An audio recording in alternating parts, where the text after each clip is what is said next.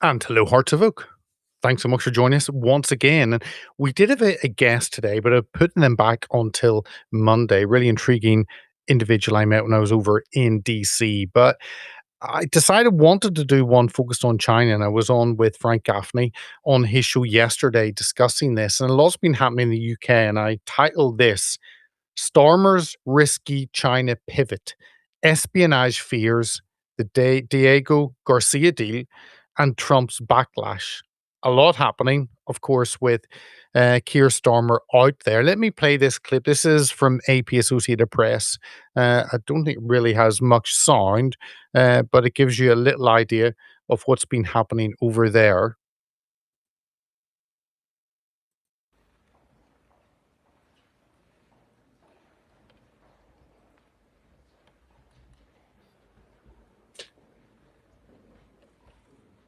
Keir Starmer looking a little bit out of it, as always on the world stage.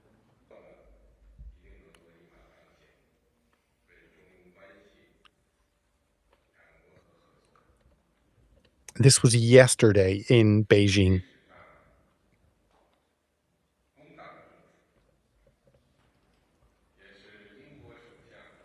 Xi Jinping talking, the leader of the CCP, the Chinese Communist Party.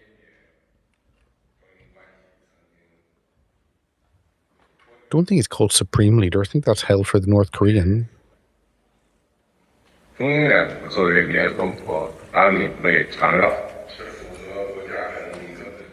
Starmer taking notes.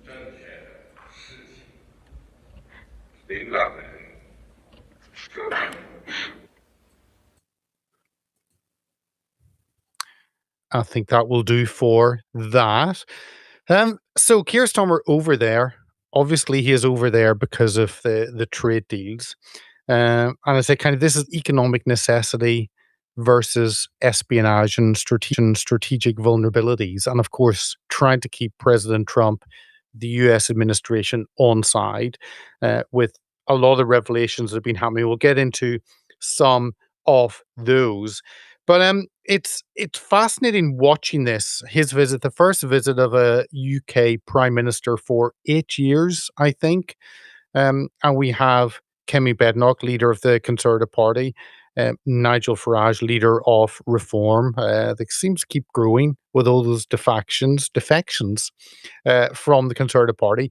But they both said they wouldn't have gone here and met with Xi Jinping, gone for a trade delegation to China. But the UK economy obviously slowing down. The Chinese economy actually slowing down as well.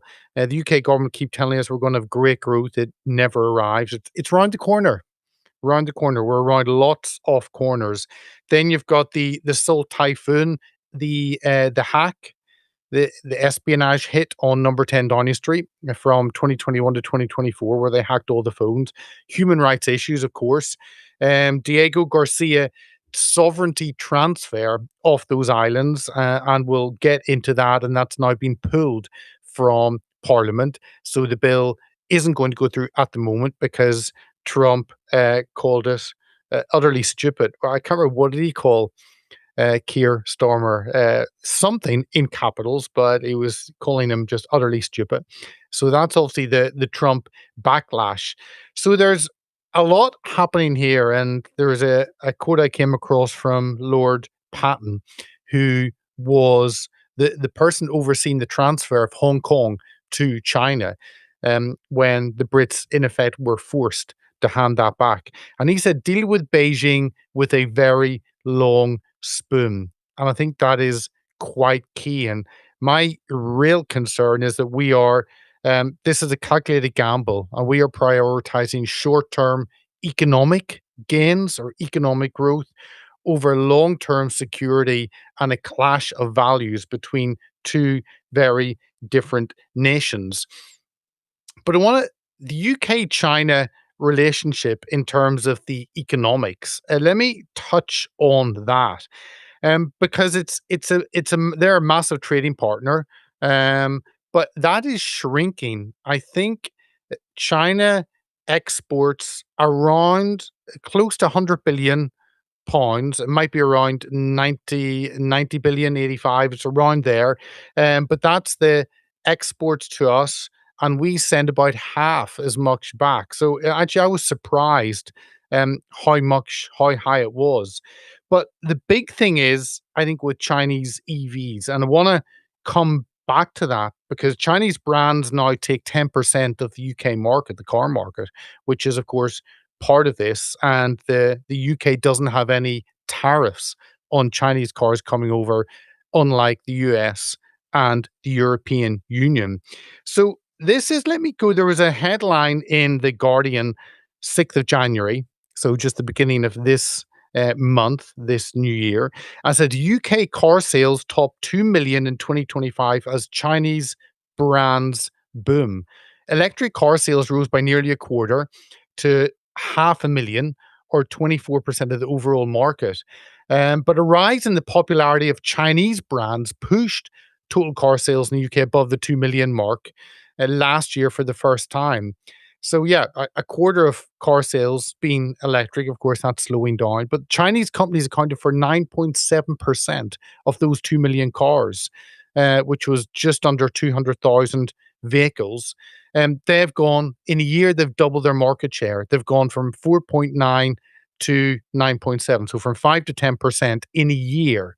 That is huge growth. That continues. Obviously, it'd be 20% next year if it's doubling year on year.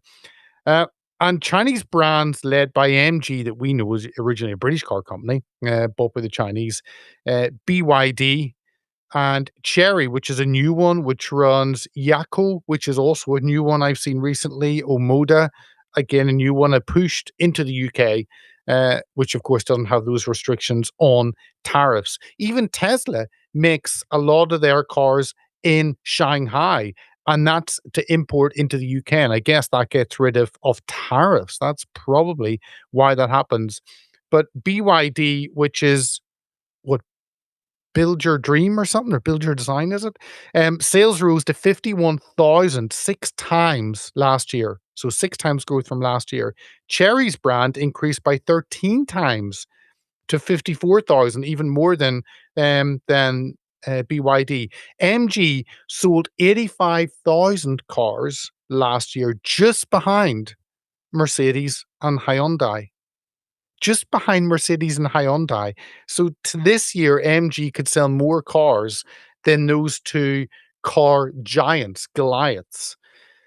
So a lot happening. Of course, this is some of the reasons why this visit has happened, and the CCP have heavily backed Chinese, or they've backed Chinese cars, of course. They've backed electric cars in the hope of winning a significant proportion of the global automotive market. And that seems to be where they are moving. But I don't know if you caught on to some of the restrictions in terms of precautions and security on this trip. I couldn't believe, so the trip's got 60 individuals, 60 leaders heading on the plane, and obviously promoting EVs and AI and clean energy, all those main ones, but they're extreme precautions. And I read some of this about burner phones, disposable laptops, a charter jet, not using the government jet. I thought, really? So I looked in, and all the newspapers have been reporting this over the last 2 days.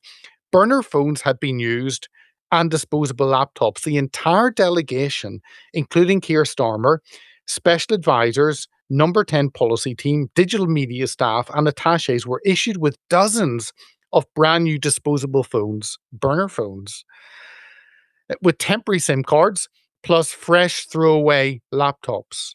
Throwaway laptops. That's that new term I'd never come across before, but there you go. It's all part of champagne socialism, I guess, and fear of China. All official government equipment and personal devices were left behind in the UK to avoid any risk of compromise. Additional protections, temporary email addresses were used, and some reports mention lead-lined Faraday bags, which of course block signals, to prevent remote access or data exfiltration during conversations or in sensitive locations. But I thought China was our friend. We're going to talk economics. We're going to make money together. Obviously, something is happening under the radar. There was a charter jet used instead of the governmental plane. This is really interesting. So the group flew in a chartered commercial aircraft rather than the usual RAF Voyager, which is the government jet, very old government jet, not like Air Force One, of course. This avoided the need for constant guarding of the official plane in Beijing, where bugs could be planted. Former Security Minister Tom Tugond quipped on X that they were taking a burner plane to dodge surveillance risks. It seems quite shocking that you'd be worried you'd have to protect your plane from the Chinese planting something on it. Doesn't sound like a friend, sounds much more like a foe. Now, these steps seem to have been standard for high risk trips to China for at least a decade. But the scale here, covering the full 60-person delegation of politicians, business leaders, cultural reps, it seems to be really notable because it's on a different scale. So you've got that, but I was really interested in the development of that and a number of things that have happened this week. And it's the espionage and security concerns that really, really hit me. Um, so there was a great article in the BBC called "How China Really Spies on the UK in 2025," and it really lays it out in big detail. Go and have a read of it. How China Really Spies on the UK in 2025 from the BBC. But successive UK governments have really struggled to pin down exactly what kind of threat China poses. It's not just the old school spies in embassies like you see on the spy films. It's a much broader, more organized, much more sophisticated operation. And here are a few things that have happened earlier this week. Was earlier this week? It was Monday this week. The data breach from number 10.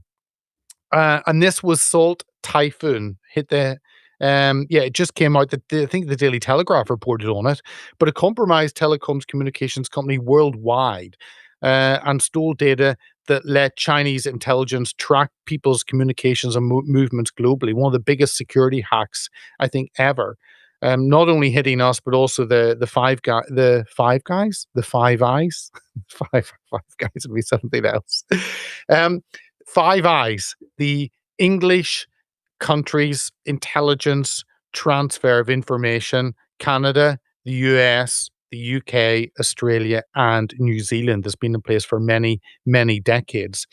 But Seoul Typhoon, believed to be operated by not just a random company, not just a company that maybe the Chinese Communist Party engaged with, but no, this was operated, this is under understanding, by China's Ministry of State Security. So a Chinese government department was directly bugging number 10 phones, 10 Downing Street, the Prime Minister's office. And this was from 2021 to 2024 or later. It breached Downing Street phones. It was the global hack, but I think the major concern is on the UK that China were able to sit and listen to every phone call, every message, every text, every WhatsApp, every image they looked at, everything on those phones, all of the closest aides to Boris Johnson, Liz Truss, Rishi Sunak, they were all monitored and watched. And of course, the Chinese do this very smartly. They don't take it and like blow up a story or do something. This is year on year on year, decade on decade on decade, gathering of intelligence and seeing how they can use that. So this is an ongoing. Um, and I've got wondering why the public were not actually told about this, how it was found out. It seems as though MI5 knew about this in 2024 and did something about it. Maybe give them burner phones. I don't know. But they knew about this. But actually, the public have only known about this much more recently. So it seems to be there is also a leak in Downing Street that actually leaked it to the press because they were hugely concerned. But then human recruitment in terms of the espionage, Chinese intelligence services are estimated at 500,000 people, and they target politicians. We've seen a lot of politicians being targeted in the US through honeypot traps and bribery and corruption, etc., etc. reminds me of Father Ted. No, that money was just resting in my account, said the what House of Representative person with all those gold bars in his bedroom. It targets government staff, academics, and think tanks early in their careers, and they use platforms like LinkedIn to lure experts for tech secrets or long-term influence. Um, I want to catch. I think I've got later about the in the UK, I think there are 150, no, sorry, on the economic, stealing intellectual property. They also do this from businesses and universities, and we've seen that a lot in the UK. A lot of reporting on universities being targeted, and of course, we are desperate for the money that foreign students bring because the fees we charge, university fees, are much higher than the exorbitant £10,000 that British students pay. But yeah, China collects this data. And this can upend whole industries, move jobs, huge shifts in geopolitical power because universities are the centers of learning for future leaders, but also they're the research, the R&D centers that actually come up with. And graphene was one of the huge developments in the last maybe 10 years, 8 years from the UK, from universities. Now we find out actually the Chinese had their people all planted all over that R&D side, and therefore they probably have all that information as well.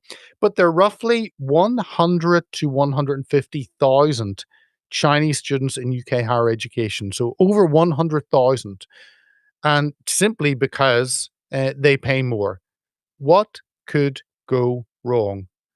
In China, you're not an individual like we are in the West. You're part of the Chinese Communist Party. There is one party, there is one regime. You don't have the freedom to think anything differently.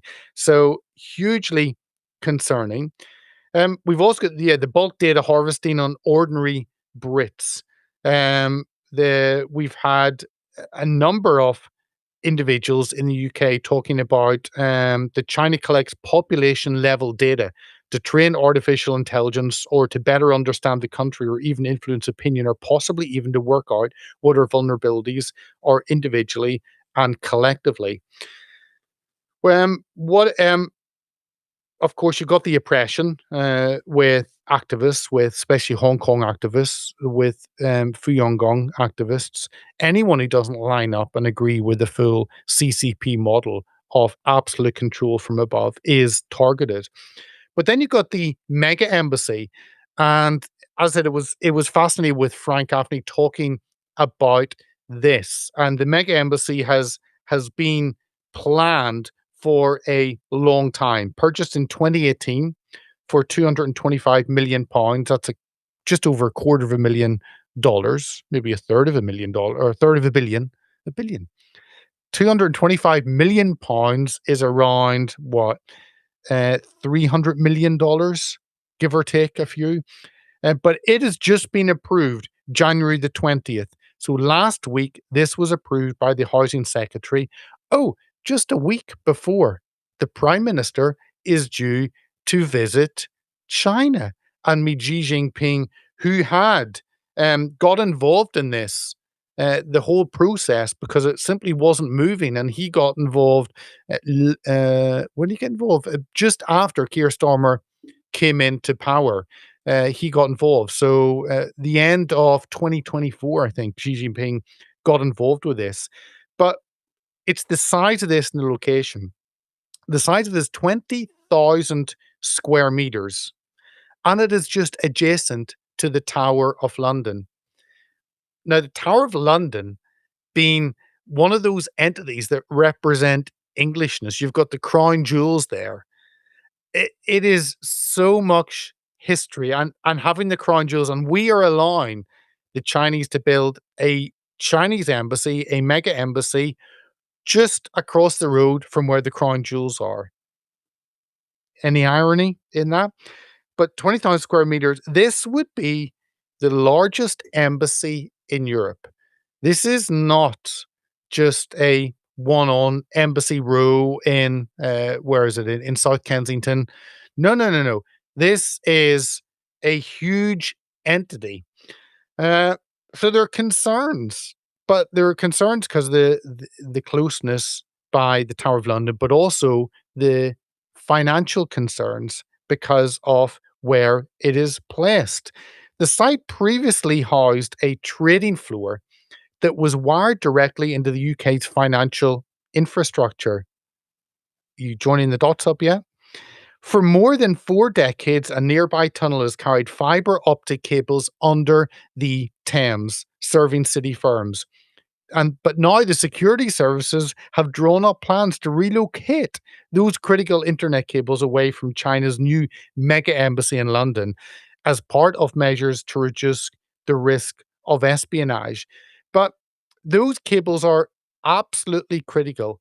They're very high capacity fiber optic lines that connect the City of London financial district to Canary Wharf. Now, in the UK, we traditionally had the City of London, which was the financial district, but then Margaret Thatcher built Canary Wharf as a separate part of the city and encouraged a lot of financial firms to go there because there simply was not the space in the City of London. You could not just build it hugely high. It's only a mile by a mile, the City of London, and therefore you could not really expand. You could expand in Canary Wharf, which was disused land out by where London City Airport is, just a little bit east. So these lines have been connecting the two centres, the two finance centres, and of course, finance is a huge part. That service industry is a massive part of the UK economy. And the Chinese embassy, the Chinese Communist Party, Xi Jinping, in his great wisdom, really decided, no, no, we would like our new embassy right on top of where an old trading floor was. Oh, right on top of the cables that connect the two parts of London's finance. We'll go there. Thank you very much. And this was one of the concerns at why we did not want to allow them to actually be based there. But it seems as though what do you have to do to bend Keir Starmer's arm? I'm thinking of a few things. I don't know if I want to say them on camera what I think, but I'm sure there are ways. And he seems to have folded just like a deck of cards immediately as soon as Xi Jinping blew on him and asked him for that embassy.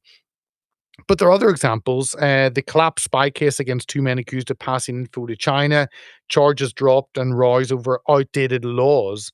In fact, I heard the one of the top, what's his name, Lord Harmer, had said, "Oh, the reason it collapsed was because our laws are outdated." Well, change the laws.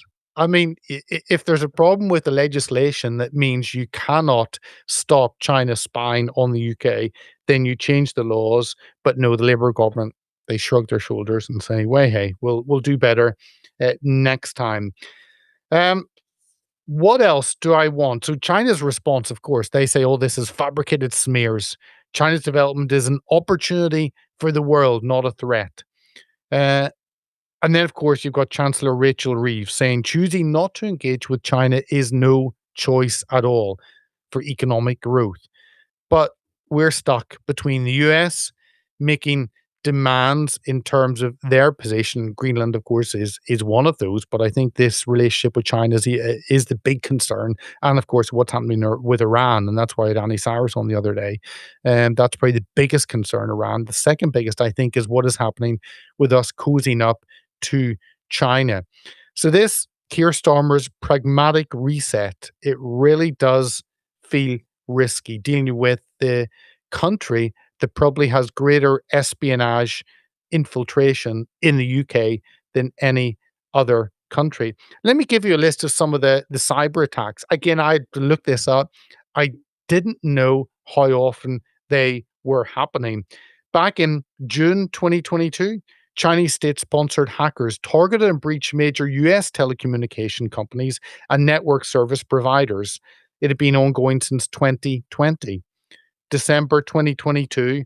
And some of these are mixed with the US and UK. Then you've got a whole list of European and other ones. I was looking up some of these, and there were maybe 60 or 70 instances over the last 3 years. I thought that might be too much, so I just took a few of them. But December 2022, Chinese government linked hackers stole at least 20 million in COVID-19 relief funds from the US government, including small business administration loans.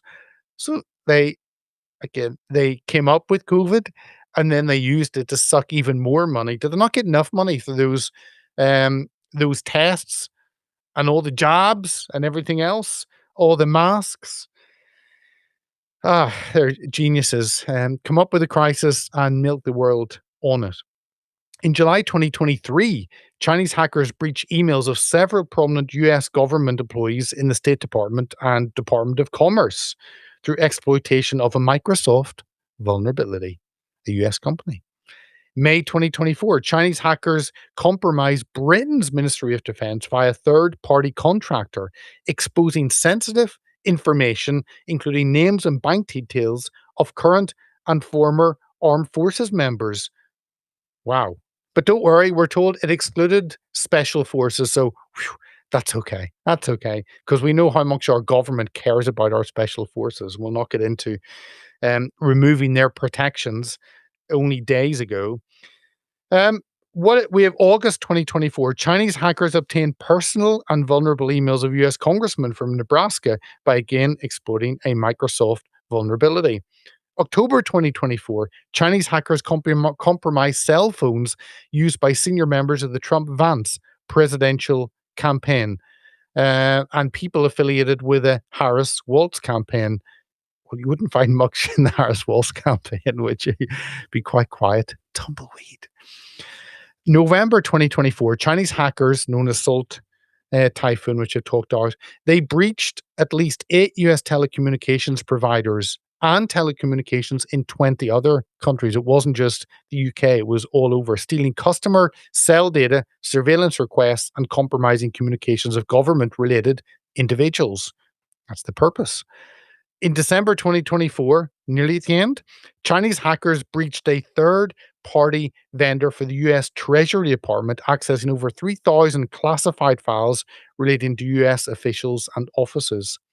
Then in May 2025, the UK National Cyber Security Centre publicly named China as the dominant threat to national cyber security following a series of hacks and breaches involving British governmental departments, critical infrastructure, the Electoral Commission, and members of Parliament. The Electoral Commission, where every person who lives in the UK, you can vote, you give your data, but don't worry, the government will look after it unless the Chinese come and knock on the door, and then it all gets handed over. And August 2025, the US Five Guys partners and other allies, so China, US, UK, Australia, New Zealand, and other allies accused three Chinese firms of aiding Beijing's intelligence services in large scale cyber espionage linked to sweeping breaches of telecommunications network and government data worldwide. And yet we didn't wake up. Yet we have Keir Starmer out visiting China, trying to get some money from them and selling our soul, selling the British way of life, selling the rights and the privacy of every British individual. Okay, what about Diego Garcia? Diego Garcia, if I can even pronounce it. I had a map up. Let me see if I can find it. Which is the Chagos Islands, but Diego Garcia is the military base. Let me bring it up because I think most people have really no idea where exactly it is. So there you go.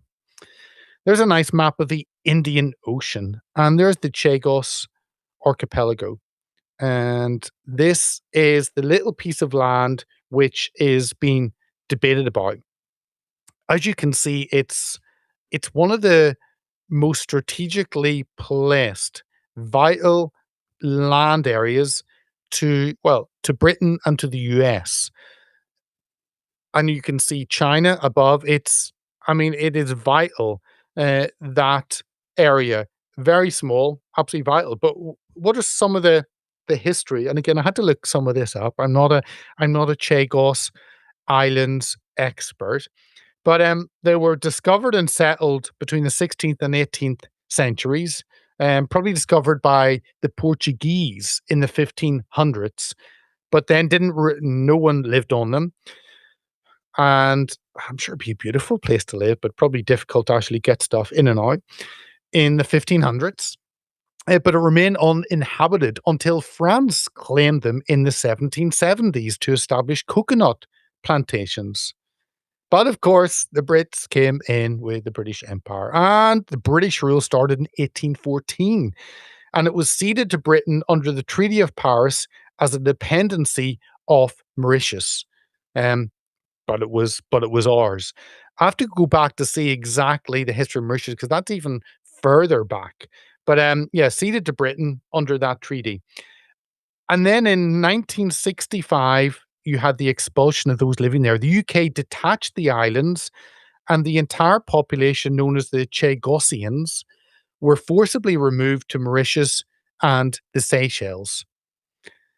That was 1965, 1973, and then it was military usage. So we had a major joint UK-US military base was established on Diego Garcia, which is the main island that is being used in that. Now, there's been sovereignty and dispute about it for quite a while, for decades. The Chagosians have fought for the right to return. They were forcibly removed, dumped on Mauritius and Seychelles, which may seem idyllic and may be lovely for a week or two, but I guess if that's not your home, you have an issue. So they were removed, forcibly removed, no choice, and they fought for the right to return. And in May 2025, the UK agreed to transfer sovereignty to Mauritius. Now, as part of that, we decided we would give it to Mauritius, but it was vital that we had it as a military base for the US to use. That was the agreement with the US and as a vital strategic landmass. So we actually then paid. I've seen figures that we're paying like 9 billion for the privilege of getting it back for 99 years to use it. It was ours in the first place. This is the level of stupidity that we have with our British government, that we have a piece of land that is ours, we hand it to someone else, we then rent it back and give them 9 billion, but yet last week it was ours and had been ours since 1814. 200 years it was British, but we handed it over. Right, let me take that map away. So what else do I um wanna touch on? Yeah, it's a 99 years. We're told it'll be 101 million year payment, but I've seen figures anything up to 9 billion. And Trump called it great stupidity. I, can any of us say it any better than that Trump statement? And great stupidity was in capital letters. It was in bold capital letters. So there was no doubt on President Trump's feelings on this. Although previously he did seem to support it, which is a concern. He did seem to back it and then pulled away on it. Um, but yeah, no, that's been from it's been a Cold War base, and now we've handed over, and supposedly they will allow us to use it if we are good, I guess, and if we are nice to them. So the final thing is how this all fits in, and the Chagos Islands kind of connects with that. How this fits in with President Trump. Massive strain on that relationship, on the alliance that we have with the US. How can you have your one of your most trusted partners being what a great stupidity? So that's what President Trump thinks of that act, and yet we are supposed to just get past that. I don't think that happens. I don't think you do. So we've got the risk to the relationship with President Trump, the risk to Five Eyes Intel from that, because we've given it away, it's no longer ours. Maybe that deal will be ripped up. But the moment that bill that was going through Parliament, I didn't know it was a parliamentary bill, actually. I thought it would be done a different way. But that has been pulled from the parliamentary timetable because of the great stupidity of Keir Starmer. That doesn't narrow it down. Keir Starmer, great stupidity, does not narrow it down to one thing and narrows it down to maybe 30 or 40. Um, but yeah, Trump is really furious at this, furious at us reaching out to China and focusing on China, watching the fear that we have because we realize that China don't care about us, care about the money. There's no relationship there. And my fear is that we are turning our back on an ally towards an aggressor simply because there is short-term gain in terms of money from China, that economic side. That is my big so that's just a little through going from Keir Starmer's visit to Beijing, the first in 8 years by a British Prime Minister, kind of the economic side and the drivers of that relationship, and all the espionage fears, the how China are monitoring us and have done that for probably decades, and then the whole day Diego Garcia deal and us giving that back, that now in a state of flux. Um, it doesn't take much for Keir Starmer to do a U-turn, does it? But we have seen a number of them. So I don't know, maybe they'll just I was gonna say take an Uber back. Is Uber Chinese? Is Uber American? I no longer know what is what. Maybe they'll just take a bus back. I think that might be the best way and would keep Keir Starmer away from our media for maybe quite a while. Isn't it that the North Korean leader, who I've just forgotten his name, he gets the train because he's afraid of flying. So maybe Keir Starmer should do the same.